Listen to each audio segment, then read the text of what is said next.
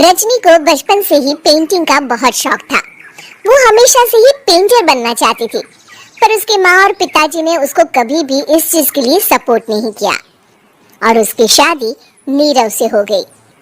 नीरव रजनी को बहुत प्यार करता था, पर रजनी हमेशा चुपचाप ही रहती।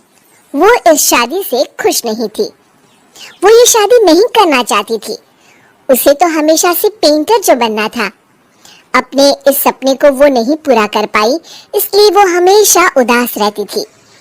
रजनी, बहुत ही बढ़िया फिल्म लगी है, कल देखने चले? नहीं जी, कल मुझे बहुत काम है, मैं नहीं जा पाऊंगी। अच्छा तो कोई बात नहीं, संडे को चलते हैं।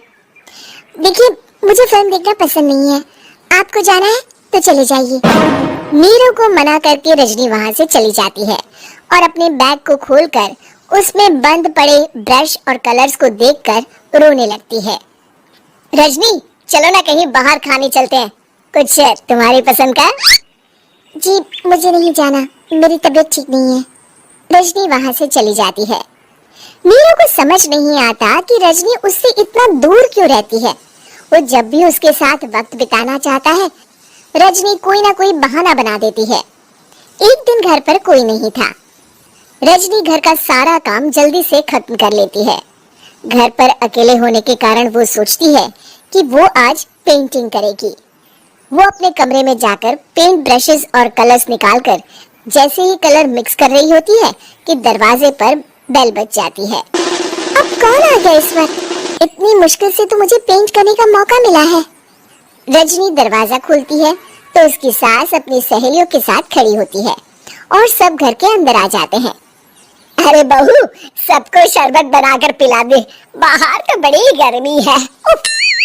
जी। रजनी पेंट ना कर पाने से उदास हो जाती है। उसे गुस्सा भी आ रहा होता है कि उसने इस शादी के लिए हाँ क्यों कह दी।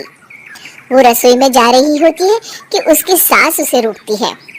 बहू, सबके खाने का भी इंतजाम कर लेना, आज का लंच तो ये सब यही करेगी। हाँ।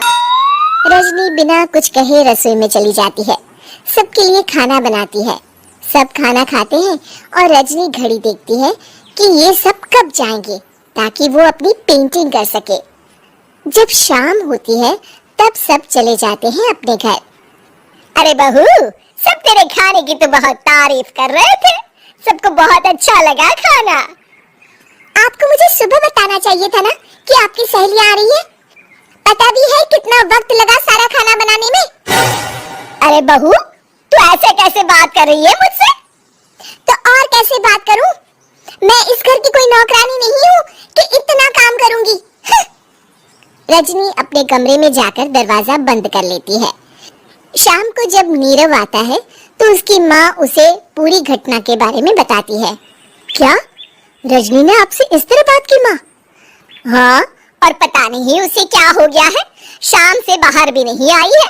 मैंने तो कई बार आवाज दी, खाना भी नहीं खाया उसने। तू ही बात करके देख ले बेटा। नीरव अपने कमरे का दरवाजा खटखटाता है। रजनी, दरवाजा खोलो, मैं हूँ। रजनी दरवाजा खोलती है और फिर वापस जाकर अपने बिस्तर पर लेट जाती है। रजनी, माँ से बात करने का ये क्या तरीका है? मैंने कोई गलत बात नहीं की है। अरे तुम क्यों ऐसे बर्ताव कर रही हो सबके साथ? क्या तुम इस शादी से खुश नहीं हो? रजनी कुछ नहीं बोलती। अरे बताओ मुझे रजनी, क्या ये शादी तुम्हारी मर्जी के खिलाफ हुई है? हाँ, मैं ये शादी कभी नहीं करना चाहती थी।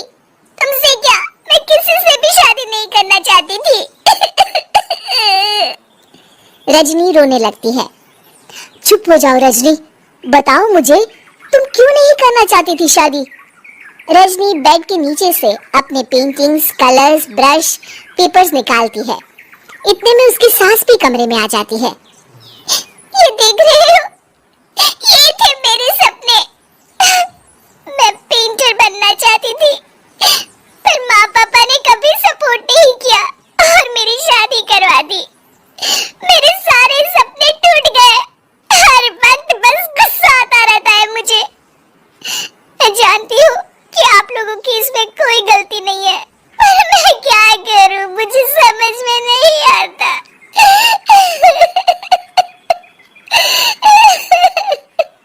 रजनी फूट फूट कर रोने लगती है। मुझे माफ कर दीजिए, आप दोनों के साथ मैं बहुत बुरा बर्ताव कर रही हूँ। अरे रजनी बेटा चुप हो जाओ तुम। नीरव पानी लेकर आता है। ये लो पानी पियो और शांत हो जाओ।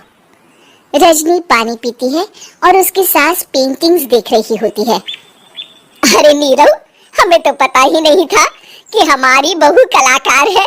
अरे कितनी अच्छी पेंटिंग्स बनाई है, देखो तो। ये वाली तो मैं अपने कमरे में ले जाऊंगी। आपको ये पेंटिंग्स अच्छी लगी? अच्छी नहीं, बहुत अच्छी लगी। और तुमने हमें बताया क्यों नहीं? तुम जब चाहे पेंटिंग कर सकती हो रजनी। हम तुम्हारे सपनों को पूरा करने में तुम्हारा पूरा साथ देंगे। हाँ बेटा, हम कला की कद्र करते हैं। हम कलाकार तो नहीं, पर मुझे गर्व है कि मेरी बहू एक कलाकार है। रजनी, नीरव और सास तीनों हंस पड़ते।